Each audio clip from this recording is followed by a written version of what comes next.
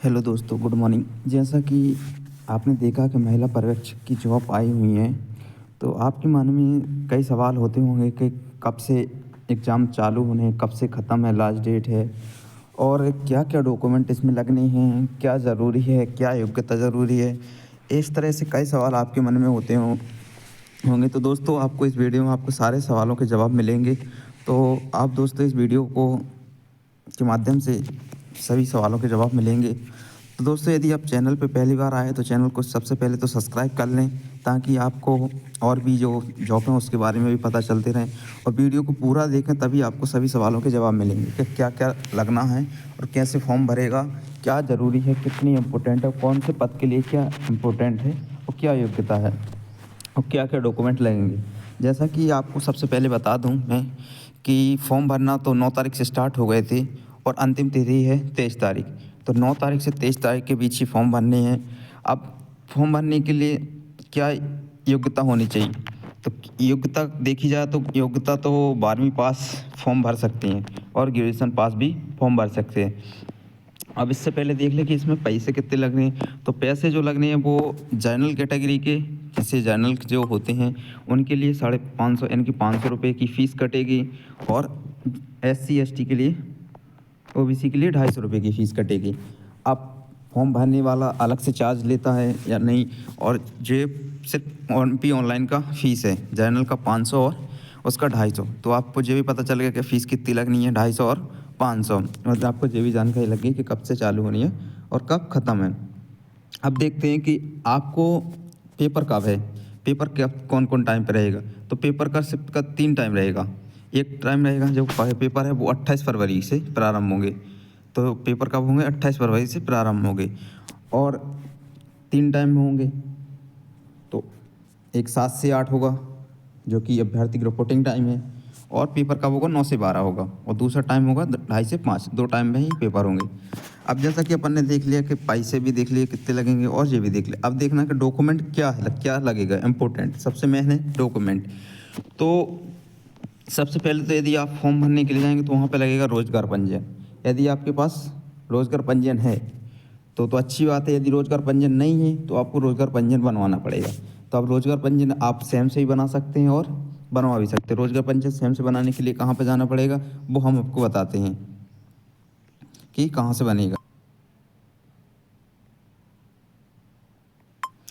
आपको गूगल पे लिखना है रोज़गार पंजीयन, क्या लिखते हैं? MP रोज़गार। तो यहाँ पे ऐसा पोर्टल दिख के खुल के आ जाएगा। तो यहाँ पे लॉगिन लिखा है, पंजीयन लिखा है। तो आप यहाँ से पंजीयन पे क्लिक करेंगे तो पंजीयन पे क्लिक करते ही आपको यहाँ सबको खुल जाएगा।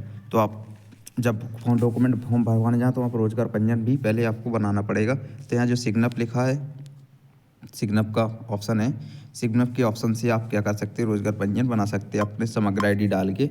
और रोज़गार पंजीयन में आपको पूरी डिटेल डालनी है। यहाँ पर नाम वगैरह और प्रोफाइल अपडेट वगैरह रजिस्ट्रेशन कर सकते हैं। यहाँ पे आपको रोज़गार पंजीयन बनाने के लिए सभी डॉक्यूमेंट लगेंगे जो आपने क्वालिफिकेशन की हुई है, 10वीं 12वीं ग्रेजुएशन, पोस्ट ग्रेजुएशन, DCPC, जितने भी आपने क्वालिफिकेशन अभी तक किए हैं तो सब कुछ लगेगा। और समग्र ID लगेगा, आधार कार्ड लगेगा और मोबाइल नंबर, ईमेल ID। यहाँ से रोज़गार पंजीयन बन जाएगा। यदि आपके पास रोज़गार पंजीयन है तो अच्छी बात है, नहीं है तो आपको पहले नंबर रोज़गार पंजीयन बना लेना है, बनवा लेना है। तो आपको बता ही दिया कि डॉक्यूमेंट क्या-क्या लगने हैं रोज़गार पंजीयन के लिए, कि 10वीं लगनी है।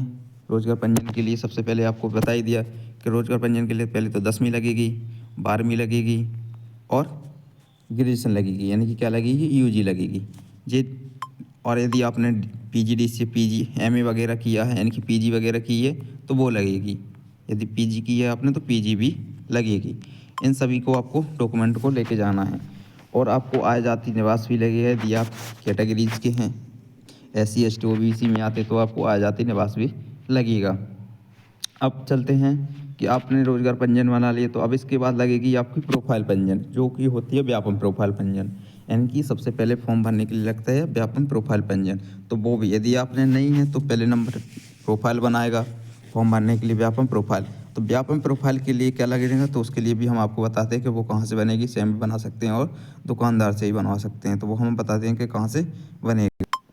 आप जैसे ही गूगल पे ESB MP ऑनलाइन यानी कि MP एम्प्लॉय सिलेक्शन बोर्ड जैसे ही डालोगे तो यहाँ पे ऐसा पोर्टल खुल के आ जाएगा इस तरीके से। तो इस पे जैसे ही आप खोलोगे तो हिंदी माध्यम से इंग्लिश माध्यम से दोनों से ही आएगा, तो आप हिंदी से क्लिक कर लेंगे।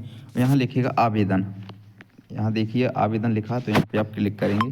जैसे ही आप यहाँ पे क्लिक करेंगे आवेदन पे, तो आपका वो खुल जाएगा। यहाँ से आवेदन करना है, यहीं से आप फॉर्म भर सकते हो, यहीं से आप प्रोफाइल बना सकते हो। तो पहले आपको प्रोफाइल बनानी है। अब प्रोफाइल बनाने के लिए सबसे पहले आपको प्रोफाइल बनानी है। यहाँ पे प्रोफाइल पंजीयन फॉर्म जैसे ही आप खोलेंगे तो यहाँ पे आपके पास पूछेगा क्या आपके पास पूर्व से पंजीकृत प्रोफाइल आईडी है, तो आपके पास वो तो है नहीं, तो क्या कर देना नहीं। अब जैसे ही नहीं पे क्लिक करोगे तो यहाँ पर पूछेगा आपका मोबाइल नंबर ईमेल आईडी। जैसे ही आप मोबाइल नंबर ईमेल आईडी डालेंगे तो तुरंत आपका आगे की प्रोसेस खुल जाएगी, और आगे की प्रोसेस खुलते ही आपको नाम मोबाइल नंबर डाल के सबमिट कर देना, तो आपको एक आईडी और पासवर्ड मिल जाएगा। और जैसे ही आईडी पासवर्ड मिलेगा उसके बाद आपको उसमें आगे फ़ोटो सिग्नेचर और एक लिख के मैं घोषणाकर्ता वाला फॉर्म भी आता है, उसको प्रोफार्मा को आपको क्या कर देना, अपलोड कर देना। और आपको लगेगा यहाँ पे डॉक्यूमेंट 10वीं की मार्कशीट लगेगी, आपको जन्म तिथि के लिए और कैटेगरी सर्टिफिकेट के लिए लगेगी आपको जाति। यदि आप जर्नल से तो आपको लगेगा निवास ओनली। तो इस प्रकार से आप प्रोफाइल बना सकते हैं। अब फॉर्म फिर भरना है आपको। जैसे ही प्रोफाइल बन के आपकी तैयार हो जाएगी उसके बाद आप फॉर्म भर सकते हैं, जहाँ पर आपको सब कुछ लगेगा। फॉर्म भरने के लिए आपको सिर्फ क्या लगेगा, जब प्रोफाइल बन जाएगी तो वहाँ पे जैसे ही आप आवेदन के लिए क्लिक करोगे, महिला संरक्षण का जहाँ पे भी है तो यहाँ पे क्लिक करेंगे, तो इसके बाद आप सीधा डायरेक्ट वहाँ पे एप्लीकेशन नंबर डालकर ही खुल जाएगा। जैसे ही आप एप्लीकेशन नंबर और डेट ऑफ बर्थ डालेंगे, मैं घोषणाकर्ता पे क्लिक करके आगे बढ़ोगे, फिर इस पर आपको यहाँ पे पंजीयन नंबर डालना है जो आपका प्रोफाइल का नंबर और जन्म तिथि डालनी है, और आपके पास सबमिट खुल जाएगा। इस प्रकार से आप ऑनलाइन भी कर सकते हैं दुकानदार से। तो मैंने आपको बताया कि डॉक्यूमेंट क्या क्या लगने हैं। डॉक्यूमेंट आपको लगने है सिर्फ आधार कार्ड, मोबाइल नंबर। रोजगार पंजीयन बनाने के लिए सबसे पहली बात तो आपको 10वीं 12वीं और UG और PG वगैरह जो भी आपने किए वो मार्कशीट लगनी। तो आप फॉर्म भराने के लिए सभी डॉक्यूमेंट लेके जाएं। आय जाति निवास भी लगेगा, क्योंकि यदि आपके पास रोजगार पंजीयन नहीं तो पहले रोजगार बनवाएंगे फिर प्रोफाइल पंजीयन बनाएंगे। इस प्रकार से आपको सभी डॉक्यूमेंट लगेंगे, फ़ोटो भी लगेगा, सिग्नेचर भी लगेंगे। तो इस प्रकार से सभी डॉक्यूमेंटों को लेकर जाएं। मैं एक बार फिर आपको बता दूं कि डॉक्यूमेंट क्या क्या लगना है, तो वो इम्पोर्टेंट ज़रूरी है। सबसे पहले है फ़ोटो। क्या है? फ़ोटो। नाम डेट वाली फ़ोटो ही रखना, वाइट बैकग्राउंड रखना। सबसे पहले तो फ़ोटो। दूसरा है आपके पास मेन इम्पोर्टेंट सिग्नेचर। क्या है? सिग्नेचर। और तीसरा है सबसे पहले इम्पोर्टेंट कि सिग्नेचर के साथ साथ मैं बता दूं कि सिग्नेचर, फिर उसके बाद है फ़ोटो, सिग्नेचर, और फिर लेके जाना है आपको 10वीं की मार्कशीट। 10वीं मार्कशीट और 12वीं, 10वीं और 12वीं। फिर उसके बाद यदि UG भी है तो UG भी, क्योंकि कुल ये तीनों ज़रूरी हैं ताकि रोजगार पंजीयन में अपडेट। यदि आपका रोजगार पंजीयन अपडेट नहीं है तो उसमें भी आप UG ज़रूर डलवा लें, क्योंकि स्नातक की पोस्टें हैं तो स्नातक डला होना चाहिए रोजगार पंजीयन में, तो वो भी डलवा लें। तो 3 तो सही। और साथ में यदि आप कास्ट है, कोई जनरल SC OBC के हैं, जनरल नहीं है SC ST OBC में, तो आपको जाति प्रमाण पत्र ले जाना भी ज़रूरी है। इन चीज़ों को ले जाना ज़रूरी है। और अपने मोबाइल से फ़ोटो डाल के भी आप फॉर्म भर सकते हैं। यदि आपको कोई दिक्कत जाती है तो मेरे डिस्क्रिप्शन में मोबाइल नंबर है, तो वहाँ से कॉन्टैक्ट करके मैं भी यहाँ से फॉर्म भर दूँगा। तो मेरा डिस्क्रिप्शन से मोबाइल नंबर निकाल के आप फॉर्म भरवा सकते हैं, और डॉक्यूमेंट व्हाट्सअप कर देंगे तो मैं भी फॉर्म भर जाएगा। लेकिन ध्यान दें कि फ़ोटो और सिग्नेचर में जो डेट है वो मिनिमम 6 महीने पुरानी ही होनी चाहिए, ज़्यादा पुरानी नहीं होनी चाहिए, नहीं तो आपका फॉर्म रिजेक्ट हो जाएगा। तो इस बात का ध्यान विशेषता से दें। दोस्तों, आपको सभी इन्फॉर्मेशन मैंने आपको बता दी कि डॉक्यूमेंट क्या लगना, पेपर कब होने हैं और इसका फीस क्या है। तो आपको इसके साथ साथ आपको ये सब चीज़ें जानकारी दें। तो दोस्तों, वीडियो को ज़्यादा से ज़्यादा शेयर ज़रूर करें। वीडियो कैसी लगी तो लाइक करें और कमेंट ज़रूर करें दोस्तों, और चैनल को सब्सक्राइब ज़रूर कर दें, और अपने दोस्तों से भी चैनल को सब्सक्राइब कराएं। धन्यवाद।